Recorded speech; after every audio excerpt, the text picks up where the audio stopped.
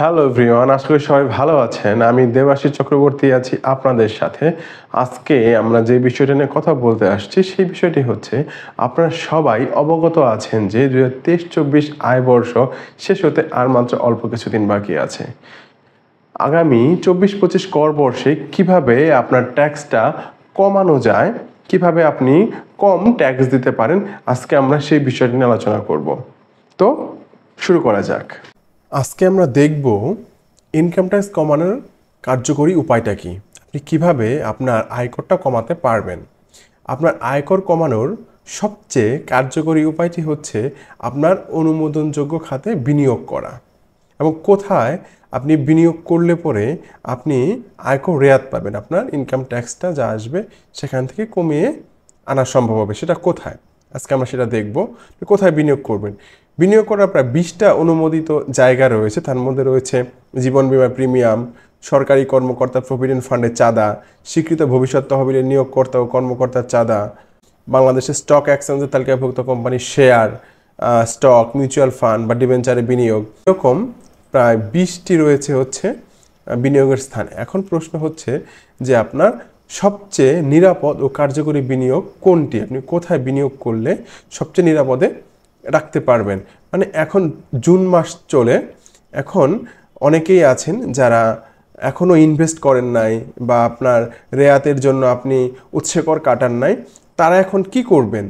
Just এই এক মাসের ভেতরে আপনারা যেটা করবেন, সবচেয়ে নিরাপদ যে বিনিয়োগ দুইটা হয়েছে সেটা হচ্ছে ডিপিএস সর্বোচ্চ 1,20,000 টাকা এবং সঞ্চয়পত্রে বিনিয়োগ সর্বোচ্চ 5 লাখ টাকা। এই দুইটাতে বিনিয়োগ করে আপনার লাভ কি। আপনি যদি আপনি এই বছর বিনিয়োগ করেন, তাহলে জুন মাসের মধ্যে যদি বিনিয়োগ করেন, তাহলে আপনি এটার 15% রেয়াতটা কিন্তু আপনি পাবেন। এবং আপনি যদি চান জুলাই মাসে আপনি এটা ভেঙে ফেলবেন, আপনি চান এটা ভেঙে ফেলতে পারেন।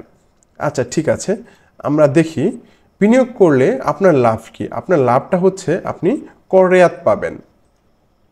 আচ্ছা, কিন্তু কিভাবে আপনি পাবেন সেটা হচ্ছে বিনিয়োগ কিভাবে আপনার ট্যাক্স কমাবে, আমরা একটু ব্যাখ্যা আকারে দেখতেছি। এটা ধরুন জনাব তামিম সাহেবের 2023-24 আয় বর্ষের, মানে জুন মাসে যেটা ক্লোজ হবে, 23-24 আয় বর্ষে আপনার করযোগ্য আয় হবে, ধরে নিচ্ছি আমরা 7,80,000 টাকা। 7,80,000 টাকা তামিম সাহেবের করযোগ্য আয় হবে। আচ্ছা, তাহলে তামিম সাহেবের ট্যাক্সটা কী পরিমাণে আসবে সেটা আমরা একটু দেখি। তামিম সাহেবের যেহেতু তিনি পুরুষ ব্যক্তি, তাহলে তার 3.5 লাখ পর্যন্ত মওকুফ রয়েছে, তাহলে 3.5 লাখ পর্যন্ত 0 টাকা। পরবর্তী 1 লাখ টাকার জন্য রয়েছে 5%, মানে 5,000 টাকা। পরবর্তী 3 লাখ টাকার জন্য রয়েছে 10%, মানে 30,000 টাকা। অবশিষ্ট 30,000 টাকার উপরে 15%, মানে হচ্ছে 4,500 টাকা। মোট 7,80,000 টাকার উপরে তামিম সাহেবের যে ট্যাক্সটা আসবে, সেই ট্যাক্সের পরিমাণ হচ্ছে 39,500 টাকা। এখন আপনি যদি কোনো ইনভেস্টমেন্ট না করেন, কোনো জায়গায় যদি রেয়াত না নেন, তাহলে আপনাকে এই 39,500 টাকায় কিন্তু আপনাকে ট্যাক্স সরকারকে দিতে হবে। আপনি যদি এই জুন মাসের ভেতরে আপনি যদি একটা ইনভেস্টমেন্ট করেন, তাহলে আপনার রেয়াতটা কিন্তু আপনি পেয়ে যাবেন, মানে আপনি ট্যাক্সটা কিন্তু কিছু টাকা এখান থেকে মওকুফ পাবেন। তাহলে আমরা দেখি আপনি সর্বোচ্চ কতটুকু মওকুফ পান। আচ্ছা,